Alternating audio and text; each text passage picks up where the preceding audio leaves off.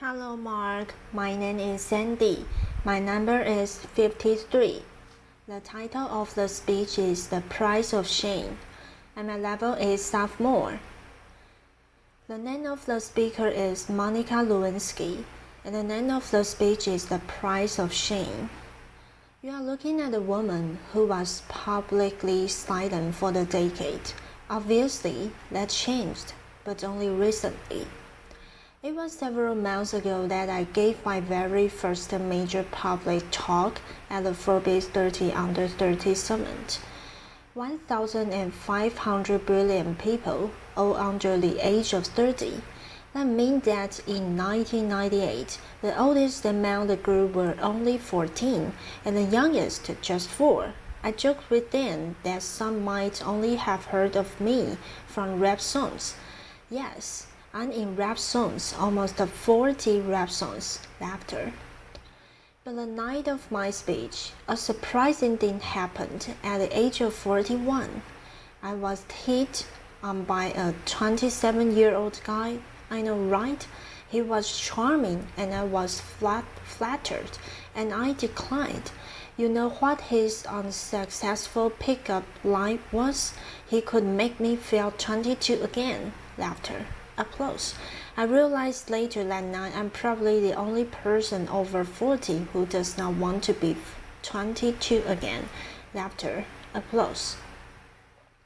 At the age of 22, I fell in love with my boss, and at the age of 24, I learned the devastating consequences. Can I see a show of hands of anyone here who didn't make a mistake or do something they regretted at 22?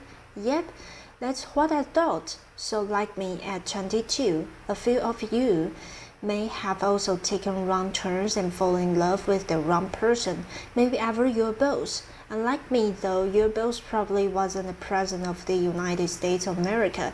Of course, life is full of surprises. Not a day goes by that I'm not reminded of my mistake, and I regret that mistake deeply.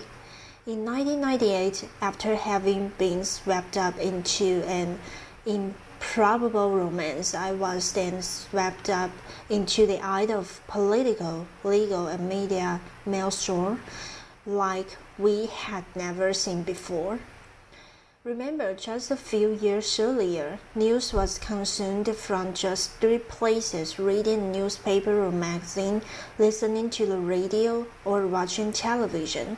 That was it, but that wasn't my fate. Instantly, scandal was brought to you by the digital revolution.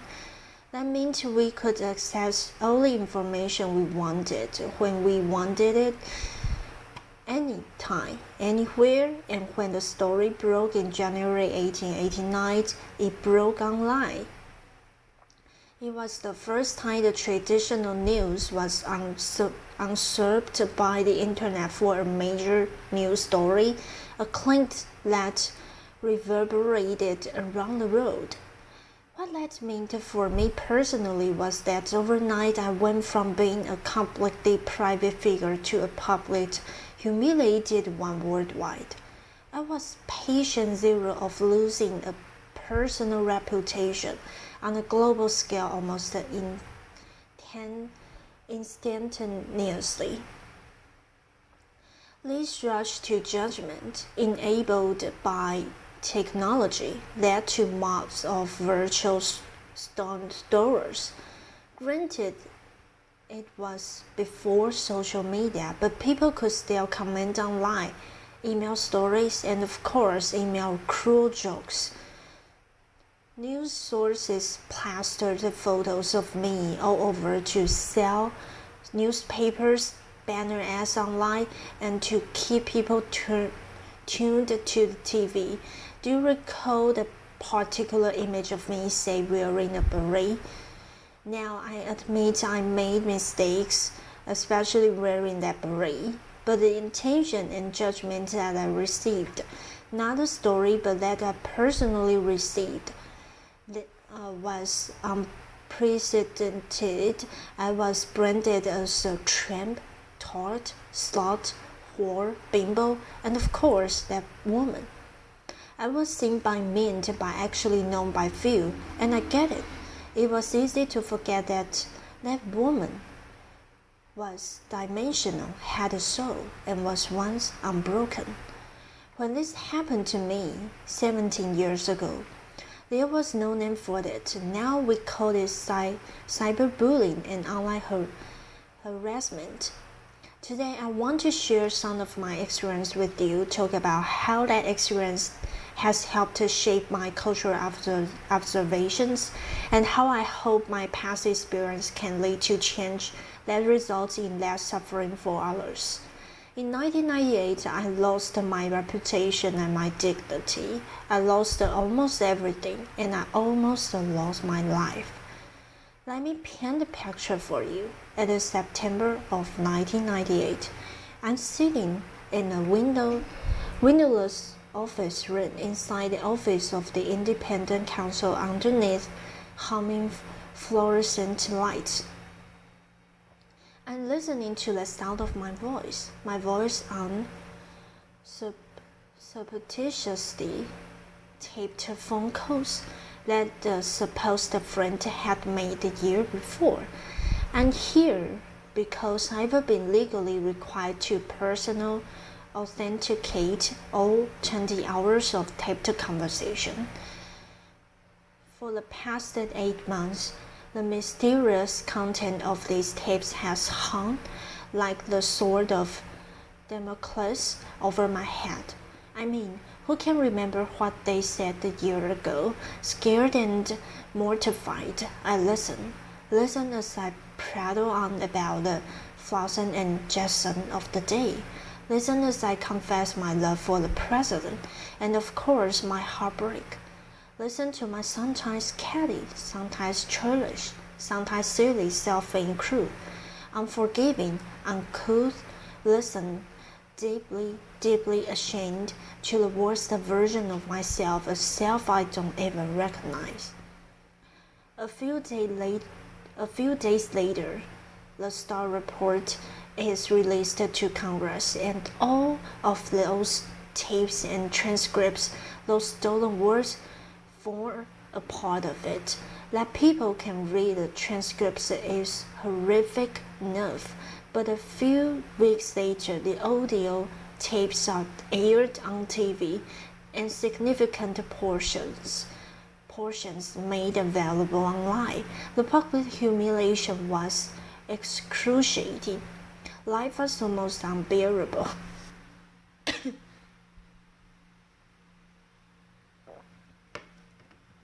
This was not something that happened with regularity back then in 1998, and by this I mean the stealing of people's private words, actions, conversations, or photos, and then making them public without consent, public without context, and public without compassion. Fast forward to 12 years to 2010, and now social media has been born. The landscape has sadly become much more populated with instances like mine. Whether or not someone actually made a mistake, and now it's for both public and private people, the consequences for some have become dire, very dire. I was on the phone with my mom in September of 2010, and we were talking about the news of a young college freshman from Rutgers University named Tyre Clementi.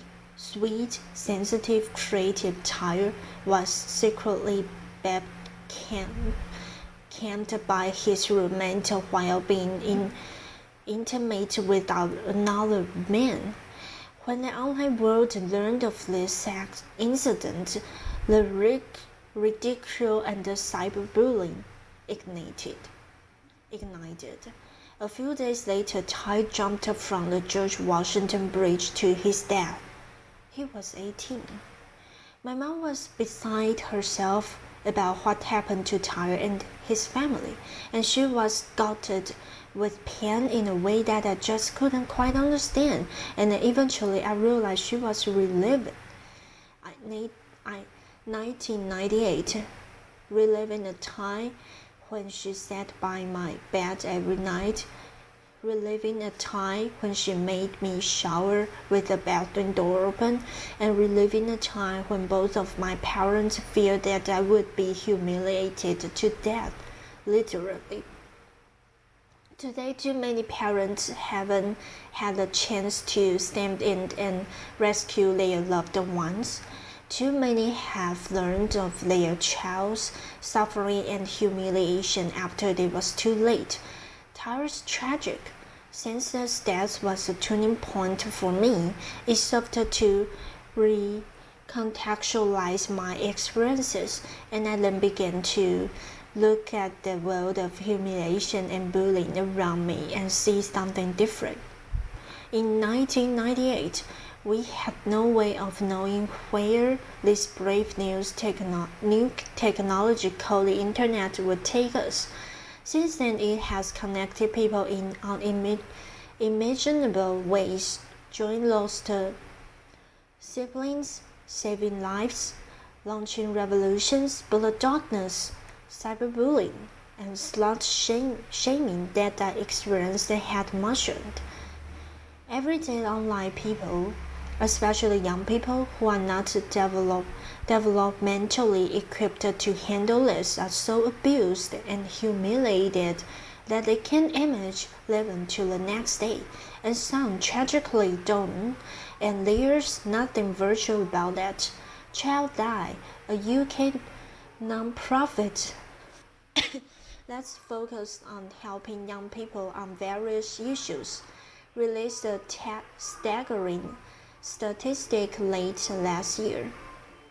From 2012 to 2013, there was an 87% increase in calls and emails related to cyberbullying. A meta-analysis done out of the Netherlands showed that for the first time, cyberbullying was leading to suicidal ideations more significantly than offline bullying. And you know what shocked me, although it shouldn't have, was other research last year that determined humiliation was more intensely felt emotion than either happiness or even anger.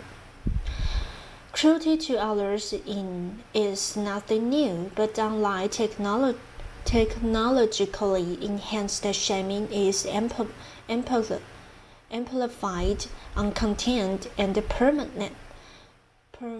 permanently accessible. The echo of embarrassment used to extend only as far as your family, village, school, or community. But now it's an online community too. Millions of people, often anonymously, can stab you with their words, and that's a lot of pain. And there are no parameters around how many people can publicly observe you and put you in a public stockade.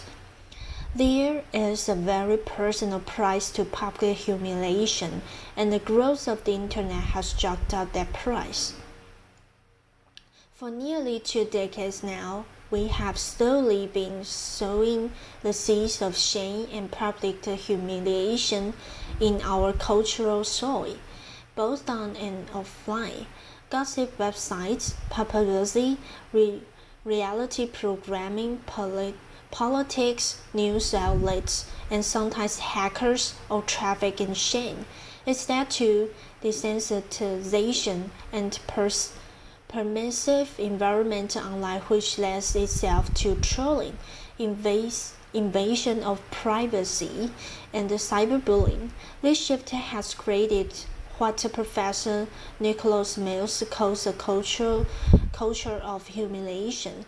Consider the few prominent examples just from the past 6 months alone. Snapchat, the service which is used mainly by younger generations and claims that these messages only have the lifespan of a few seconds. You can imagine the range of content that gets. A third-party app which Snapchatters use to preserve the lifespan of the messages was hacked, and 100,000 personal conversations, photos, and videos were leaked online to now have a lifespan of forever. Jennifer Lawrence and several other actors had their iCloud accounts hacked, and private, intimate, nude photos were plastered across the internet without their permission. One gossip website had over 5 million hits for this one story. And what about the Sony Pictures cyber hacking? The documents which received the most attention were private emails that had maximum public embarrassment value. But in this culture of humiliation, there is another kind of price tag attached to public shaming. The price does not measure the cost to the victim, which higher, and to many others, notably women, minorities, and members of the LGBTQ community have paid, but the price measures the profits of those who prey on them. This invention of others is a raw material, efficiently and ruthlessly mined, packaged, and sold at a profit. A marketplace has emerged where public humiliation is a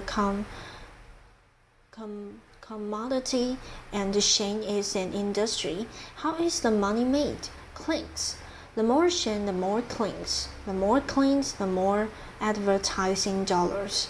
We are in a dangerous cycle. The more we cling on this kind of gossip, the more numb we get to the human lives behind it. And the more numb we get, the more we cling. All the while someone is making money off the back of someone else's suffering. With every click, we make a choice. The more we saturate our culture with public shaming, the more accepted it is. The more we will see behavior like cyberbullying, trolling, some forms of hacking, and online harassment. Why? Because they all have humiliation at their core. This behavior is a symptom of the culture we've created. Just think about it. Changing behavior begins with involving beliefs.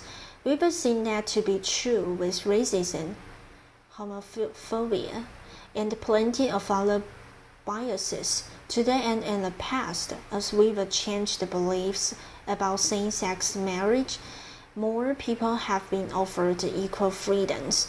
When we began valuing sustainability, more people began to recycle. So as far as our culture of humiliation goes, what we need is a cultural revolution.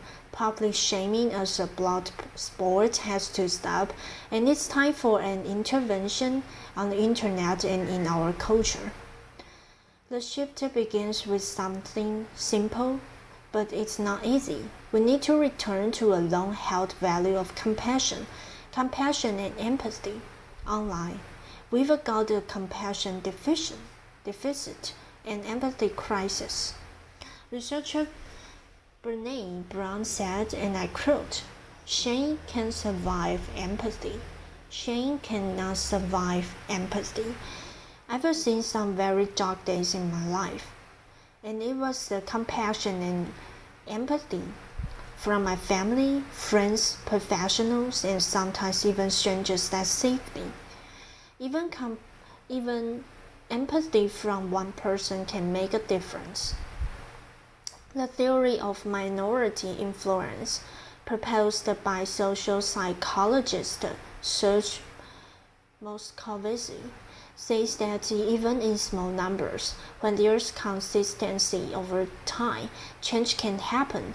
In the online world, we can foster minority influence by becoming upstanders.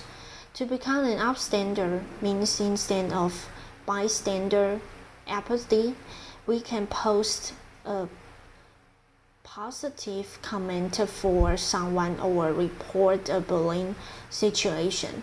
Trust me, compassionate comments help abate the negativity. We can also counteract the culture by supporting organizations that deal with these kinds of issues, like the Tire Clementi Foundation in the US. In the UK, there's Anti-Bullying Pro, and in Australia, there's Project Rocky. We talk a lot about our right to freedom of expression, but we need to talk more about our responsibility to freedom of expression. We all want to be heard, but let's acknowledge the difference between speaking up with intention and speaking up for attention. The internet is the super highway for the it, but online. Showing empathy to others benefits us all and helps create a safer and better world. We need to communicate online with compassion, consume news with passion, and click with passion, compassion. Just image walking a mile in someone else's headline. I'd like to end on a personal note. In the past 9 months, the question I've been asked the most is why? Why now? Why was I sticking my head above the parapet? You can read between the lines in those questions, and the answer has nothing to do with politics. The top note answer was and is because it's time to stop tiptoeing around my past, time to stop living a life of opprobrium, and time to take back my narrative. It's also not just about saving myself. Anyone who is suffering from shame and public humiliation needs to know one thing.